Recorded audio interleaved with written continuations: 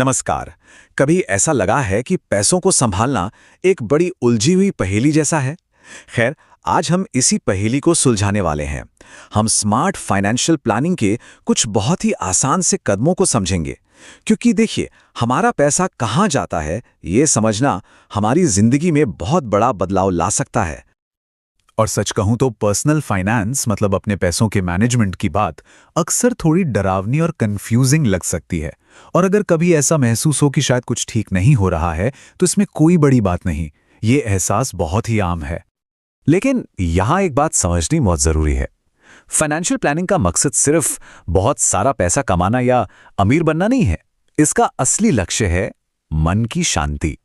एक ऐसी स्टेट में पहुंचना जहां पैसों की टेंशन पीछे छूट जाए और अपने भविष्य पर एक कंट्रोल महसूस हो। तो इस पूरी प्रोसेस को आसानी से समझने के लिए हम इन कुछ हिस्सों पर गौर करेंगे। सबसे पहले, मन की शांति के लिए प्लानिंग क्यों जरूरी है। फिर अपने पैसे को करीब से जानेंगे। इसके बाद एक बहुत ही मजेदार 50-30-20 रूल को समझेंगे। फिर एक सेफ्टी नेट यानी एक सुरक्षा कवच कैसे बनाएं, और आखिर में ये समझेंगे कि ये एक लंबी यात्रा है, कोई 100 मीटर की रेस नहीं। तो चलिए, पहले हिस्से से शुरू करते हैं, मन की शांति के लिए योजना बनाना। आखिर हम ये सब कर ही क्यों रहे हैं? इसका असल मकसद क्या है? देखिए, एक अच्छी प्लानिंग ना भविष्य के लिए एक मजबूत नींव की तरह होती है। ये हमें वो ताकत देती है जिससे हम अचानक आए खर्चों से घबराए बिना निपट सकें, अपने जीवन के बड़े लक्ष्यों और सपनों के लिए बचत कर सकें, और सबसे जरूरी बात, अपने पैसों पर एक कंट्रोल महसूस कर सकें। तो सवाल ये है कि ये कंट्रोल आता कहां से है? इसका सबसे पहला और प्रैक्टिकल कदम है अपने पैसे को जानना। क्योंकि किसी भी चीज को कंट्रोल करने के लिए पहले उसे समझना पड़ता है ना? और पैसा भी कुछ अलग नहीं है। इस पूरी फाइनेंशियल प्लानिंग को हम 3 मेन स्टेप्स में बांट सकते हैं। नंबर 1, अपने पैसे को ट्रैक करना। नंबर 2, एक बजट बनाना। और नंबर 3, सेविंग और इन्वेस्टिंग शुरू करना। ये तीनों स्टेप्स एक दूसरे से जुड़े हुए हैं। तो पैसे को ट्रैक करने का आखिर मतलब क्या है? इसका सीधा सा मतलब है ये देखना कि पैसा कहां से आ रहा है, और उससे भी ज्यादा जरूरी, ये जा कहां रहा है। बस यही पहला कदम है। और इस प्रोसेस का सबसे इंपॉर्टेंट हिस्सा यह है कि इसे बिना खुद को जज किए करना है। इसका मकसद सिर्फ जागरूकता लाना है, कोई फैसला सुनाना नहीं। बस 1 महीने के लिए हर खर्च को ट्रैक करके देखें, चाहे एक नोटबुक में या किसी ऐप में, और अपनी खर्च करने की आदतों को समझें। अच्छा, एक बार जब ये पता चल जाए कि पैसा कहां जा रहा है, तो अब उसे एक दिशा देने का समय है। और इसके लिए चलिए बजट बनाने के एक बहुत ही पॉपुलर नियम को समझते हैं, 50-30-20 नियम। ये कुछ ऐसा है जैसे हम अपने हर रुपये को एक काम दे रहे हों। ये बहुत ही आसान है। अपनी कमाई का 50% अपनी जरूरतों पर, 30% अपनी इच्छाओं पर, और बचा हुआ 20% बचत और कर्ज चुकाने पर जाना चाहिए। ये शुरुआत करने के लिए एक बेहतरीन फॉर्मूला है।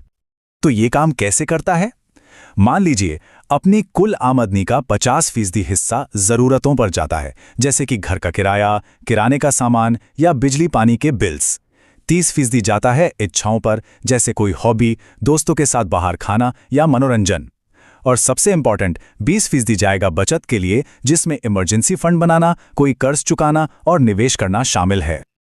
अब आते हैं उस 20% वाले हिस्से पर जिसे हमने बचत के लिए रखा था।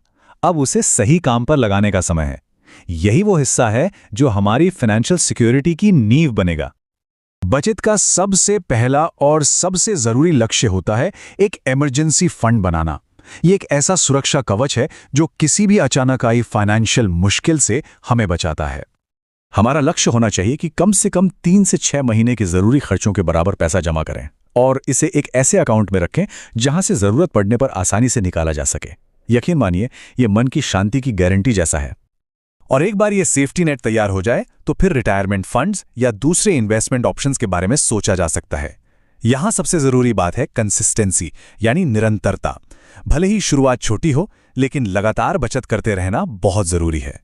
और ये सारे कदम हमें एक बहुत ही जरूरी सोच की तरफ ले जाते हैं, जो इस पूरी प्रक्रिया का निचोड़ है। ये याद रखना बहुत जरूरी है कि अपने फाइनेंस को मैनेज करना एक लंबी यात्रा है, कोई छोटी मोटी दौड़ नहीं। इसमें उतार चढ़ाव आएंगे, गलतियां भी होंगी, लेकिन सबसे जरूरी है एक प्लान के साथ शुरू करना और उस पर टिके रहना। और अंत में, ये सब करने से सिर्फ एक अच्छा बैंक बैलेंस ही नहीं मिलता।